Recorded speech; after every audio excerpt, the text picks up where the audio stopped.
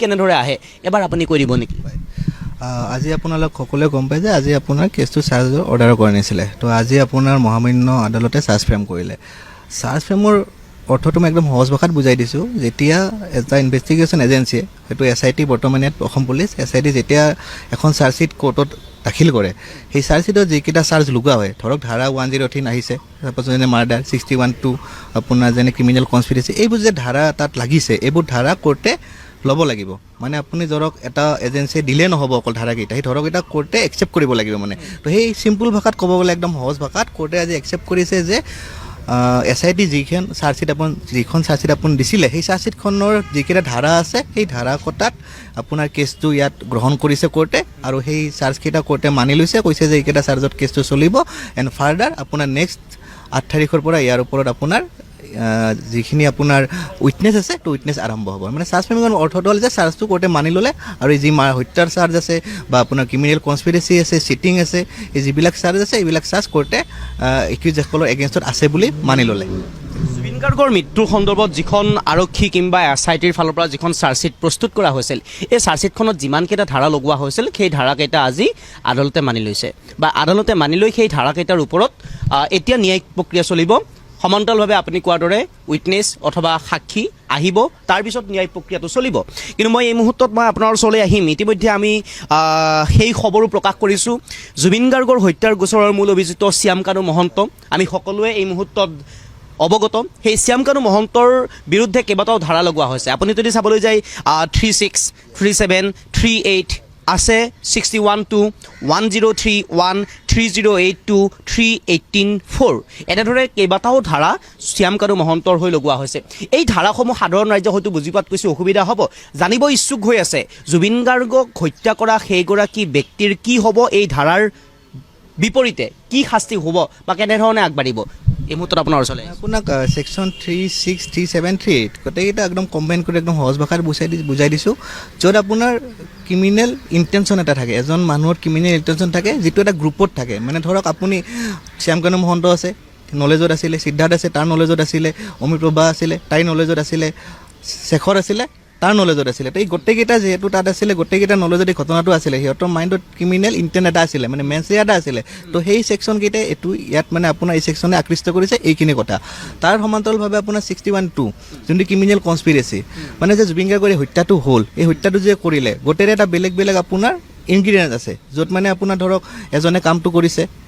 এজনে কামটো কৰোৱাইছে, এজনে তাত হেল্প কৰিছে। তো এই গোটেইকে আপোনাৰ ক্ৰিমিনেল কনস্পিৰেচি বুলি কয়, য'ত মানে মাৰ্ডাৰটো অকল এজন মানুহে কৰা নাই, বহুত কেইজন মানুহ লগ হৈ এই ঘটনাটো কৰিছে।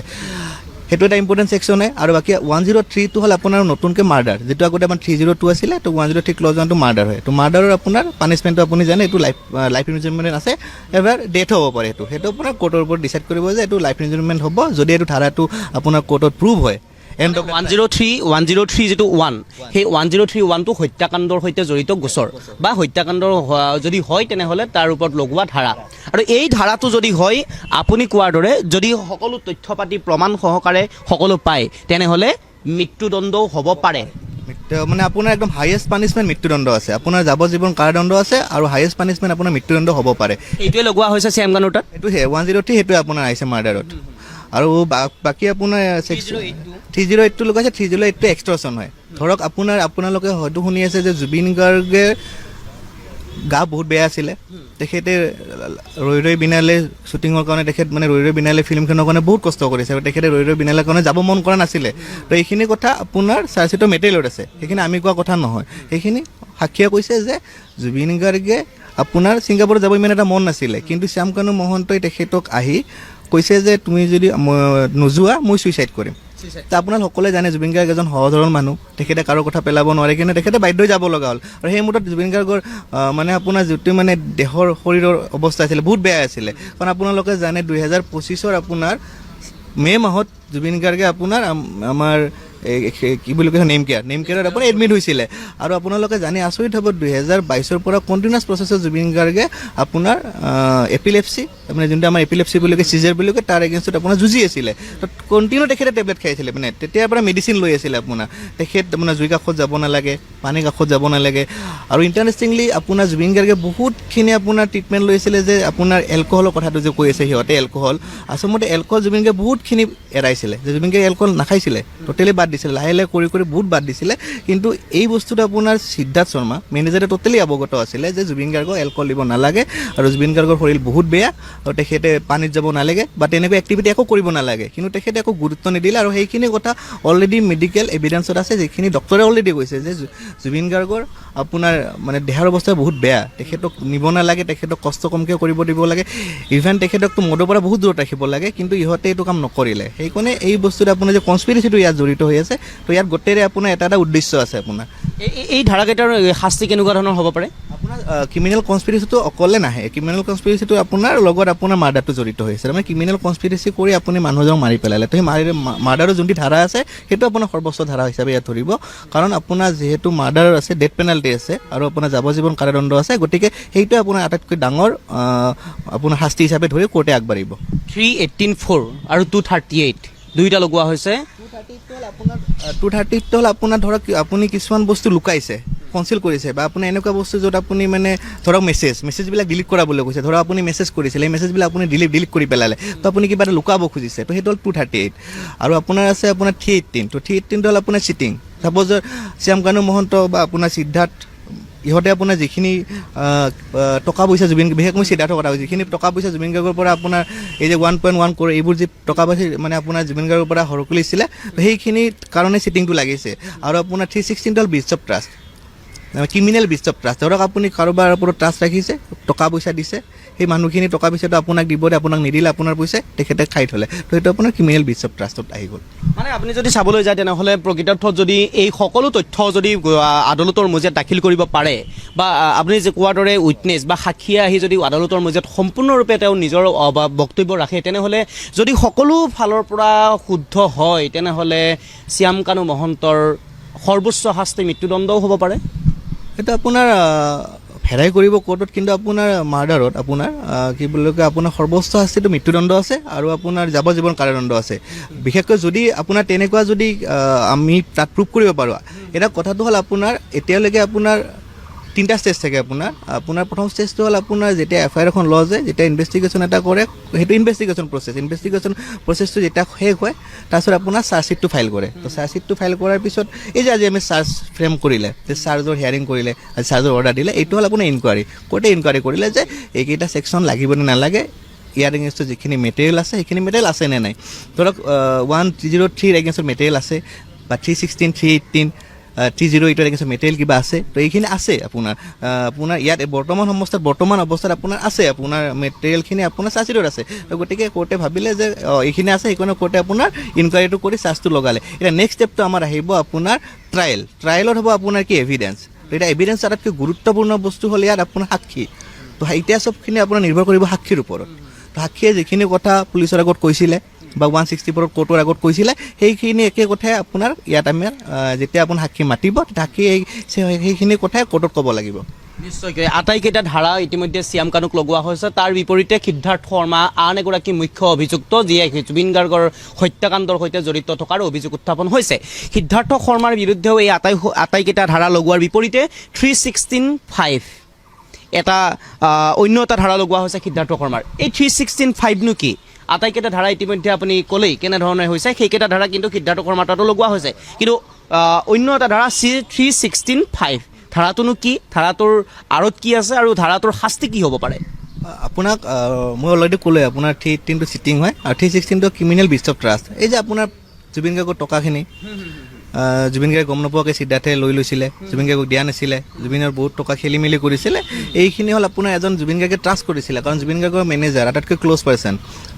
তেখেতেতো আছিল আপোনাৰ যিহেতু মেনেজাৰৰ দায়িত্ব কি আপোনাৰ গোটেই কামটো জুবিন গাৰ্গক মেনেজ কৰা জুবিন গাৰ্গৰ হেল্থৰ পৰা আদি কৰি জুবিনৰ পইচা পাতি চবখিনি চাইছিলে তো ফাইনেন্স তো সেই জুবিন গাৰ্গৰ যিখিনি টকা পইচা আছিলে সেইখিনি জুবিন গাৰ্গক ঠগাই তেখেতে নিজে লাখি লৈছিলে তো সেইকাৰণে আপোনাৰ 316টো ইয়াত আহিলে তো এতিয়া আমাৰ কথাটো হ'ল 316ৰ শাস্তিতকৈ ডাঙৰ কথাটো হ'ল আপোনাৰ আমাৰ 103 যোনটো হাইয়েষ্ট পানিছমেণ্ট আছে আপোনাৰ আমাৰ সেইটো হ'ব লাগে তো আমি ভাবোঁ যে আপোনাৰ হাইয়েষ্ট পানিছমেণ্ট যোনটো আছে আপোনাৰ ডেথ পেনাল্টি আৰু আপোনাৰ যাৱজ্জীৱন কাৰাদণ্ড তো সেই শাস্তিটো ইয়াত বেছি ডাঙৰ ইম্পৰ্টেণ্ট হ'ব আপোনাৰ এই আটাইকেইটা ধাৰা কিন্তু অমৃতপ্ৰভা মহন্ত, শেখৰজ্যোতি গোস্বামী, অমৃতপ্ৰভা মহন্ত, সিদ্ধাৰ্থ শৰ্মা, আনহাতে শ্যামকানু মহন্ত, এই আটাইকেইগৰাকীৰ বিৰুদ্ধে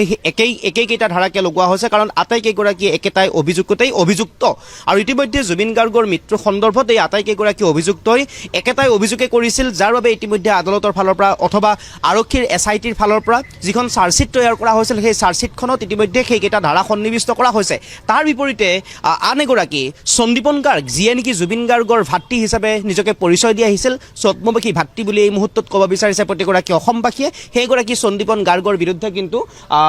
আন এটা ধাৰা লগোৱা হৈছে 105। এই 105 ধাৰাটো নেকি এই 105ৰ ধাৰাত লগোৱাৰ পিছত দোষী সাব্যস্ত হোৱাৰ পিছত 105ত শাস্তি কি হ'ব পাৰে, কেনেধৰণৰ শাস্তিৰ সন্মুখীন হ'ব পাৰে সন্দীপন গাৰ্গ? আপোনাৰ 105টো হ'ল আপোনাৰ culpable homicide not amounting to murder. ধৰক আপোনাৰ মাৰ্ডাৰ, মোৰ ইণ্টেণ্ট আছে, মই এজন মানুহক ডাইৰেক্ট মাৰিলোঁ, কিন্তু culpable homicide not amounting to murder আপোনাৰ এনেকুৱা হ'ব পাৰে যে মই আগৰ পৰা মোৰ ইণ্টেণ্ট নাছিলে ধৰক, কিন্তু মানুহজনক মই কিবা এটা কৰিলোঁ, মানুহটোক মাৰি পেলালোঁ মই, তো সেইটো কাৰণে আপোনাৰ 105টো তাত এট্ৰেক্ট হ'ল তেখেতৰ এগেইনষ্টত। 105ৰ আপোনাৰ হায়েষ্ট পানিছমেণ্ট হৈছে আপোনাৰ 10 বছৰ কাৰাদণ্ড, 10 বছৰ আপোনাৰ প্লাছ 10 প্লাছ মানে 10 বছৰ কাৰাদণ্ড, মিনিমাম পানিছমেণ্ট 10 ইয়াৰ্ছ আৰু মেক্সিমাম আপোনাৰ 10 ইয়াৰ্ছ প্লাছ হ'ব পাৰে। এয়া হৈছে সন্দীপন গাৰ্গৰ 105। সন্দীপন গাৰ্গৰ যিটো 105 লগোৱা হৈছে সেই 105ৰ এগেইনষ্টেও সাক্ষী প্ৰমাণ তেনেধৰণৰ কিছু প্ৰয়োজন হ'ব নেকি? নিশ্চয় হ'ব। আপোনাৰ যিকেইটা ধাৰা আছে, যিকেইটা ধাৰা এতিয়া লগালে সেই ধাৰাকেইটা আপোনাৰ অলৰেডি কিছুমান সাক্ষী, যেতিয়া আপোনাৰ 161ত এটা পুলিচে আপোনাৰ সাক্ষী গতায়, তো 161ত পুলিচে ষ্টেটমেণ্টবিলাক লয় আপোনাৰ, আৰু এই ইয়াত আপোনাৰ 394 উইটনেছেছ আছে, আপোনাৰ বহুখিনি উইটনেছেছ আছে। তো গোটেইখিনি উইটনেছৰ মানে কোনোবাই কিছুমান কথা ফাইনেন্সিয়েল কথাখিনি কৈছে, কোনোবাই আপোনাৰ জুবিন গাৰ্গৰ এগেইনষ্টত চলি থকা কনস্পিৰেচিৰ কথা কৈছে, কোনোবাই আপোনাৰ কৈছে যে জুবিন গাৰ্গক কেনেকৈ মেডিকেল ট্ৰিটমেণ্ট দিয়া নাছিলে, এইবোৰ কথা কৈছিলে। তো আটাইকেইটা ছেকশ্যন যে লগাইছে, এই ছেকশ্যনকেইটা আপোনাৰ এগেইনষ্টত আপোনাৰ নিশ্চয় সাক্ষী থাকিব, আৰু সাক্ষীখিনি সেই যেতিয়া সাক্ষী আহিব তেতিয়া সাক্ষীখিনি সেই বস্তুখিনি ভালকৈ কোৰ্টৰ আগত ৰাখিব লাগিব। আন দুগৰাকী মই একেবাৰে চমুৱাই আহিছোঁ, আন দুগৰাকী, এগৰাকী হৈছে নন্দেশ্বৰ বৰা, আনগৰাকী হৈছে পৰেশ বৈশ্য। দুয়োগৰাকী দেহৰক্ষী হিচাপে জুবিন গাৰ্গৰ সৈতে ওতঃপ্ৰোতভাৱে জড়িত আছিল, আৰু ইতিমধ্যে জুবিন গাৰ্গৰ মৃত্যু সন্দৰ্ভত এই পৰেশ বৈশ্য আৰু নন্দেশ্বৰ বৰা দুয়োগৰাকীৰে নাম সাঙুৰ খাইছে। দুয়োগৰাকীৰ বিৰুদ্ধে দুটাকৈ ধাৰা লগোৱা হৈছে, এটা হৈছে 612/2 612/2 আৰু আন এটা 316, এই 316 দুইটা লগোৱা হৈছে। ক্ৰিমিনেল ব্ৰিচ অফ ট্ৰাষ্ট, আপোনাৰ ক্ৰিমিনেল ব্ৰিচ অফ ট্ৰাষ্টটো ছেইম আপোনাৰ যেনেকৈ আপোনাৰ জুবিন গাৰ্গৰ ইণ্টাৰেষ্টিংলি কি হৈছে এটা ঘটনা কম ইণ্টাৰেষ্টিংলি ইয়াত জুবিন গাৰ্গৰ যিখিনি টকা পইচা, সেই টকা পইচা জুবিন গাৰ্গৰ আপোনালোকে জানে জুবিন গাৰ্গৰ জিপে নাছিলে বা আপোনাৰ তেনেকুৱা ধৰণৰ নাছিলে, গতিকে জুবিন গাৰ্গৰ টকা পইচাখিনি আপোনাৰ ইহঁত যোনজনে PSO আছে দেহৰক্ষী দুজনে আপোনাৰ লয় ধৰক। তো কি কৰিলে সিহঁতে আপোনাৰ ঠিক আছে, কোনোবা আহিলে পইচা দিলে ল'লে, তাৰপিছত তেখেতে ডনেটো কৰে, জুবিন গাৰ্গে বহুত মানুহক ডনেট কৰে, কেতিয়াবা কেছ পইচা থাকে দি দিয়ে বা ইহঁতেও কেতিয়াবা দি দিয়ে, কিন্তু আচৰিতভাৱে আপুনি যোনটি চাৰ্জশ্বিটত উল্লেখ কৰা আছে নন্দেশ্বৰ বৰা আৰু পৰেশ বৈশ্যৰ একাউণ্টত তেখেতসকলৰ যিটো দৰমহা হয়, তেখেতটো আপোনাৰ চৰকাৰী চাকৰিয়াল হয়, তেখেতসকলৰ এটা দৰমহা থাকে, সেই হিচাপে দৰমহা হিচাপত আপোনালোকৰ এটা টকা থাকে সিহঁতৰ। তো সেই যিখিনি দৰমহা আছিলে সেই পিৰিয়ডত বা যিখিনি টকা আছিলে তাতকৈ বেছি আপোনাৰ মোটামুটি 81 লাখ প্লাছ পইচা সিহঁতৰ একাউণ্টত পাইছে। এইখিনি মানে মই কোৱা কথা নহয়, এইখিনি আপোনাৰ চাৰ্জশ্বিটত আছে, যিখিনি মানে আপোনাৰ ধৰক এজনৰ একাউণ্টত 36 লাখ বেছিকৈ পাইছে, এজনৰ একাউণ্টত 45 লাখ নেকি বেছিকৈ পাইছে। তো এই টকাখিনি আপোনাৰ ক'ৰ পৰা আহিল, তো সিহঁতে এইখিনি হিচাপ দিব পৰা নাই। তো সেইকাৰণে এইখিনি আপোনাৰ ধৰিছে যে জুবিন গাৰ্গৰে পইচা হ'ব নিশ্চয়, কাৰণ জুবিন গাৰ্গে আপোনাৰ বহুত উইটনেছে কৈছে যে কিছুমান টাইমত জুবিন গাৰ্গে টকা পইচা লয় যিহেতু তেখেতৰ নাছিলে একো আপোনাৰ যেনে এইটো কি জিপে নাছিলে, তো গতিকে তেখেতসকলৰ জিপেত লৈ লয়, যিহেতু দেহৰক্ষীৰ লগত থাকে বা কেতিয়াবা কেছ পইচা ল'বলৈ লৈ লয়। তো এই টকাখিনি যে আছিলে এই টকাখিনি সিহঁতে কি বুলি কয় আপোনাৰ নিজৰ একাউণ্টত ৰাখিছিলে, কাৰণ সেই পইচাখিনি কিন্তু জুবিন গাৰ্গৰ আছিলে। তো গতিকে যিহেতু সিহঁতে জুবিন গাৰ্গৰ টকাখিনি জুবিন গাৰ্গৰ হয়, জুবিন গাৰ্গক সিহঁতে দিব লাগিছিল, নিদিলে, তো সেইকাৰণে সেই টকাখিনি যিহেতু সিহঁতৰ লগত ৰাখিলে, সেইকাৰণে ইহঁতৰ এগেইনষ্টত 316 আপোনাৰ ছেকশ্যনটো এট্ৰেক্ট হৈছে। আৰু এটা আপোনাৰ ইণ্টাৰেষ্ট, ইয়াৰে শাস্তি কেনেকুৱা ধৰণৰ হ'ব পাৰে? সিহঁতৰ পানিছমেণ্ট আপোনাৰ ক্ৰিমিনেল কনস্পিৰেচি সেইটো মিলে আপোনাৰ 7 ইয়াৰ্ছ প্লাছ পানিছমেণ্ট আছে, সিহঁতৰ প্লাছ পানিছমেণ্ট আছে।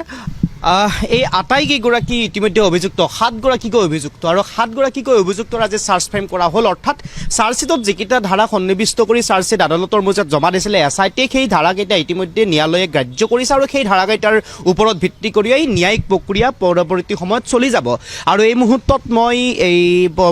জুবিন গাৰ্গৰ পত্নী গৰিমা শইকীয়া গাৰ্গৰ যি ব্যক্তিগত অধিবক্তা প্ৰদীপ্ত তালুকদাৰ তেওঁৰ সৈতেও মই কিছু বহিলোঁ কথা পাতিলোঁ দেখিছে ফটো আছে জুবিন গাৰ্গৰ পিছত জুবিন গাৰ্গৰ ন্যায় জুবিন গাৰ্গৰ হত্যাৰ প্ৰকৃত ৰহস্য আজিও কিন্তু অসমবাসীয়ে প্ৰতিগৰাকী অনুৰাগীয়ে বিচাৰি আছে তাৰ মাজত কিন্তু আদালতৰ মজিয়াত এতিয়াও ওলমি ৰৈছে চৰকাৰেও কৈছে ন্যায় দিম সকলোৱে ভাবিছে ন্যায় পাম প্ৰকৃতাৰ্থত ন্যায় কোন দিশে গতি কৰিছে সেয়া সময়ে ক'ব কিন্তু 4গৰাকীকৈ যি অভিযুক্ত আছিল শ্যামকানু মহন্ত সিদ্ধাৰ্থ শৰ্মা শেখৰজ্যোতি গোস্বামী অমৃতপ্ৰভা মহন্ত এই 4গৰাকীকৈ অভিযুক্তৰ বিৰুদ্ধে যিকেইটা ধাৰা লগোৱা হৈছে এই ধাৰাকেইটা যদি একেবাৰে সঁচা প্ৰমাণিত হয় অথবা সাক্ষীবাদী যদি একেবাৰে কোৰ্টত আহি স্পষ্টকৈ সেই কথা উল্লেখ কৰিব পাৰে তেনেহ'লে অসমবাসী কিংবা অসমীয়া জুবিন অনুৰাগীয়ে বিচাৰি থকা সেই ন্যায় হয়তো এদিন পাব হয়তো মৃত্যুদণ্ডও হ'ব পাৰে 4গৰাকীকৈ মুখ্য অভিযুক্তৰ আনহাতে সন্দীপন গাৰ্গৰো হ'ব পাৰে কেইবা বছৰ পৰ্যন্ত জেল শেখৰ দুগৰাকীকৈ দেহৰক্ষী পৰেশ বৈশ্য নন্দেশ্বৰ বৰা দুয়োৰে হ'ব পাৰে কেইবা বছৰ জেল কিন্তু মুখ্যতঃ শ্যামকানু মহন্ত সিদ্ধাৰ্থ শৰ্মা অমৃতপ্ৰভা মহন্ত আৰু শেখৰজ্যোতি গোস্বামী 4গৰাকীৰ মৃত্যুদণ্ড হোৱাৰ সম্পূৰ্ণ সম্ভাৱনা আছে ন্যায়ালয়ৰ ৰায়ত আৰু এই কথা আমি কোৱা নাই এই কথা ধাৰাই কৈছে এই কথা আইনে ক'ব গৈছে যদি সকলো সঁচা হয় তেনেহ'লে অসমীয়া কিংবা অসমবাসীয়ে বিচাৰি থকা সেই ন্যায়ৰ অন্ত হয়তো এনেদৰেই পৰিব আপুনি যিহেতুকে সকলো চাই আছে আপুনি কি ভাবে আৰু কিমান দূৰ ন্যায় আৰু কিমান দূৰ গ'লে অসমীয়াই ন্যায় পাব অসমবাসীয়ে ন্যায় পাব জুবিনৰ পৰিয়াল কিংবা পত্নী গৰিমা শইকীয়া গাৰ্গে ন্যায় পাব আৰু কিমান দূৰ যাব লাগিব চাওক মইতো নিশ্চয় বহুত আশাবাদী আছোঁ যে জুবিন দাই আমাৰ কোনো জুবিন গাৰ্গটো মানে ভগৱান হয় বা জুবিন গাৰ্গৰ কাৰণে আমি ডাঙৰ হৈছোঁ তো জুবিন গাৰ্গটো এটা মুহূৰ্ততো পাহৰিব নোৱাৰোঁ আচৰিতভাৱে কথাটো কি মই আজি এই কেছটোত আছোঁ কিন্তু প্ৰতিটো মুহূৰ্তত এটা দুখ অনুভৱ হৈ থাকে যে জুবিন দা আমাৰ মাজত নাই তথাপি নিজৰ কৰ্তব্য পালন কৰি আছোঁ কাৰণ এজ এ এডভকেট আপোনাৰ কিছুমান প্ৰট'কল মানিব লাগে কিছুমান কৰ্তব্য পালন কৰিব লাগে ইম'চন হ'লেও আপুনি এইটো আনিব নোৱাৰে তো নিজৰ কাম কৰিবই লাগিব আপুনি আৰু মই সম্পূৰ্ণ আশাবাদী জুবিন গাৰ্গে ন্যায় পাব আৰু তেখেতে ন্যায় পাবই লাগিব আৰু বাকী আপোনাৰ যিখিনি কথা আছে এতিয়ালৈ আপোনাৰ অলৰেডি গভৰ্ণমেণ্টৰ ফালৰ পৰা কোৰ্টখন আপোনাৰ ফাষ্ট ট্ৰেক কোৰ্ট দিলে সিদিনা আপোনাৰ অসম চৰকাৰৰ মহাধিবক্তা সন্মানীয় দেৱজিৎ শইকীয়া ছাৰো আহিছিলে আৰু তেখেতে বহুত ভালকৈ আৰ্গুমেণ্ট কৰিলে আৰু তেখেতে এই কথাটো বহুত গুৰুত্ব দিছে সেইদিনা আপোনাৰ শ্যামকানু মহন্তৰ যোনটো বেইল হিয়াৰিং আছিলে তেখেতে আহি বহুত ভালকৈ আৰ্গুমেণ্ট কৰিছে আৰু বহুত ভেহেমেণ্টলি অপ'জ কৰিছে যে সিহঁতক বেইল দিব নালাগে তো গতিকে ইয়াতো গম পোৱা গৈছে যে ইয়াত চৰকাৰৰ সম্পূৰ্ণ বৰ্তমান অৱস্থাত আপোনাৰ গুৰুত্ব আছে কেছটোত আৰু আপোনাৰ যিহেতু ফাষ্ট ট্ৰেক কোৰ্ট বহিছে এক্সক্লুচিভ ফাষ্ট ট্ৰেক কোৰ্টো নহয় তো গতিকে আমি ভাবোঁ যে অহা 18 তাৰিখৰ পৰা যেতিয়া আপোনাৰ উইটনেছ আৰম্ভ হৈ যাব গতিকে আগন্তুক বহুত কম দিনৰ ভিতৰত উইদিন এ 6 মান্থ মই ভাবোঁ যদি একো সমস্যা বেলেগ নহয় বা কিবা তেনেকুৱা যদি একো মানে একো ঘটনা নহয় তেতিয়াহ'লে 6 মান্থ 7 মান্থৰ ভিতৰত আপোনাৰ গোটেই আপোনাৰ প্ৰক্ৰিয়াটো ৰায় পাই যাব পাৰে জামিন পোৱাৰ কিবা সম্ভাৱনা আছে নেকি তেওঁলোকে এতিয়াতো বৰ্তমান মই সেইটো আপোনাক ক'ব নোৱাৰিম কাৰণ কি কয় আপোনাৰ সেইটো যেতিয়া এটা কেছ চলি থাকে কেছৰ আপোনাৰ চিটুৱেশ্যনত ভেৰাই কৰে সেইটো প্ৰতিটো ষ্টেজত আপোনাৰ কিছুমান চিটুৱেশ্যন চেঞ্জ হৈ থাকে ধৰক এতিয়া তেখেতসকলে হাইকোৰ্ট গ'ল হাইকোৰ্টত ছাপ'জ তেখেতসকলৰ বেইল ৰিজেক্ট হ'ল এতিয়া আমি ক'ব নোৱাৰোঁ কি হ'ব অলৰেডি জাজমেণ্টটো আপোনাৰ ৰিজাৰ্ভ কৰা আছে আপোনাৰ শ্যামকানু মহন্তৰ তো আজি আপোনাৰ সিদ্ধাৰ্থ শৰ্মাই অলৰেডি বেইল ফাইল কৰিলে আজি সিদ্ধাৰ্থ শৰ্মাই আজি বেইল ফাইল কৰিছে আপোনাৰ হাইকোৰ্টত আকৌ মানে আপোনাৰ তেখেতৰ ফাৰ্ষ্ট ট্ৰেক কোৰ্টত আপোনাৰ বেইলটো ৰিজেক্ট হ'ল তো তেখেতে এতিয়া হাইকোৰ্টত বেইলটো ফাইল কৰিছে তো তেনেকৈ আপোনাৰ পৰৱৰ্তী পৰ্যায়ত তেখেতসকলে কি হ'ব কি নহয় সেইটো পৰৱৰ্তী পৰ্যায়ত গম পোৱা যাব কাৰণ ল'টো আপোনাৰ মানে সময় হিচাপে আপোনাৰ কিছুমান বস্তু সলনি হৈ থাকে নিশ্চয়কৈ আৰু মাত্ৰ 6টা মাহ অপেক্ষা কৰিব লাগিব যদি সকলো ঠিকে থাকে হয়তো আদালতৰ ফালৰ পৰা এটা ন্যায় দিব জুবিন গাৰ্গৰ হত্যা সন্দৰ্ভত সমগ্ৰ বিষয় সন্দৰ্ভত আৰু মৃত্যু সন্দৰ্ভত এটা ন্যায় আদালতে দিব আৰু সেই আদালতৰ ন্যায়লৈ হয়তো অপেক্ষা কৰিব লাগিব আৰু সম্ভৱতঃ 6 মাহৰ ভিতৰতে হয়তো জুবিন গাৰ্গৰ ন্যায়ৰ প্ৰকৃত তথ্য ওলাব প্ৰকৃত ৰহস্য ওলাব আৰু দোষীয়ে প্ৰকৃতাৰ্থত শাস্তি পাব আৰু